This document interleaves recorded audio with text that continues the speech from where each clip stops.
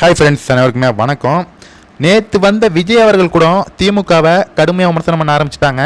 ஆனால் இந்த எதிர்கட்சிக்குன்னு சொல்லக்கூடிய அதிமுகலாம் என்ன பண்ணிட்டு இருக்குன்னே தெரியல அப்படின்னு மாரிதாஸ் அவர்கள் கடுமையாக விமர்சனம் பண்ணிட்டு இருக்காங்க. சமீபத்தில் நடந்த கிண்டி மருத்துவருக்கு ஏற்பட்ட கத்தி குத்து மற்றும் சென்னையில் ஒரு கடை வைத்திருக்கும் ஒரு பெண்ணை படுகொலை செய்யப்பட்ட விவகாரமாக இருக்கட்டும், தொடர்ந்து தமிழகத்தில் சட்டம் ஒழுங்கு சந்தி சிரிச்சுக்கிட்டு இருக்கு. ஒவ்வொரு தமிழகத்தில் உள்ள ஒவ்வொரு மாநிலத்திலையும் பல சம்பவங்கள், இது மாதிரி சம்பவங்கள், குற்ற சம்பவங்கள் நடைபெற்று கொண்டிருக்கு. இந்த நிலையில் சட்டம் ஒழுங்கு கேவலமாக உள்ளது. ஆனால் தமிழகத்தில் திமுகவை தட்டி கேட்க வேண்டிய இடத்துல இருக்கிற அதிமுக என்னதான் பண்ணிட்டு இருக்குன்னு தெரியல அப்படிங்கிற மாதிரி மாரிதாஸ் அவர்கள் அதிமுகவையும் எதிர்கட்சிகளையும் கிழித்து தொங்க விட்டுட்டு இருக்காரு. அதாவது மாரிதாஸ் அவர்கள் என்ன சொல்றாரு அப்படின்னு பார்த்தீங்கன்னா, இது போல் விவகாரம் திமுக எதிர்கட்சியாக இருக்கும்போது நடந்திருந்தால் அடுத்த ஒரு மாதம் போராட்டம் அது இது என்று முழு அரசியல் அழுத்தத்தையும் கொடுத்திருப்பாங்க. ஆனால் தற்போது எதிர்கட்சிகள் எல்லாம் என்னதாயா செய்கிறீங்க அப்படின்னு மாரிதாஸ் அவர்கள் கடுமையாக விமர்சனம் பண்ணியிருக்காங்க. உண்மையாலுமே நம்ம பாஜக தலைவர் அண்ணாமலை அவர்கள் இருந்த வரைக்கும் தமிழகத்தில் எதிர்கட்சி அதிமுக கூட கிடையாதுங்க, பாஜக தான் வெறித்தனமாக இருந்தது.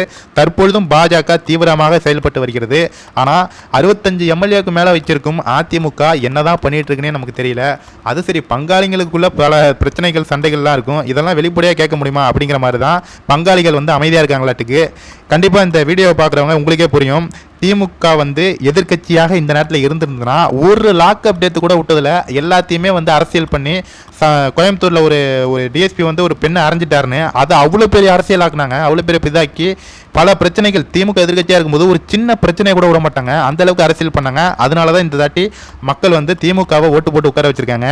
ஆனால் திமுக ஆளுங்கட்சியாக இருக்கும்போது ஒவ்வொரு நாளைக்கு பல மேட்டர்கள் சிக்கி கொண்டிருக்கிறது, பல சம்பவங்கள் நடந்து கொண்டிருக்கு திமுக அரசுக்கு எதிராக.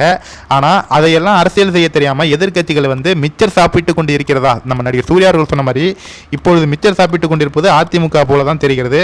கண்டிப்பாக எதிர்கட்சிகள் கொஞ்சம் கண் விழித்து திறந்து பார்க்க வேண்டும், திமுகவை எதிர்த்து அரசியல் செய்ய வேண்டும். இந்த வகையில் புதுசாக கட்சி ஆரம்பித்த விஜய் அவர்களை நம்ம பாராட்டியாக வேண்டும். விஜய் அவர்கள் இறங்கி அடிக்க ஆரம்பிச்சிட்டாரு. கண்டிப்பாக அவருடைய அரசியல் நம்ம ஏற்றுக்கொள்ள வேண்டும்னா அவருடைய கருத்தியல் ரீதியாக திமுகவை டைரக்டாகவே அட்டாக் பண்ணுறாரு. அதனால் திமுகவை எதிர்க்கிற வகையில் நம்ம விஜய் அவர்களை ஆதரிக்கலாம், அதில் ஒரு தப்பும் கிடையாது.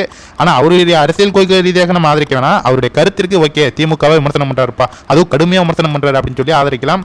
இந்த அளவுக்கு எதிர்கட்சிகள் ரொம்ப மோசமான நிலையில் இருக்குது. இது மிகவும் ஆபத்தானதும் கூட. தட்டி கேட்க ஆள் இல்லாமல் திமுக தறிக்கிட்டு சென்று கொண்டிருக்கிறது அப்படிங்கிறதா இதை காட்டுது. கண்டிப்பாக இப்படியே போகணும்னா மறுபடியும் திமுக ஆட்சி தான் வரும். தயவு செஞ்சு எதிர்கட்சிகள் கண் விழித்துக் கொள்ள வேண்டும்.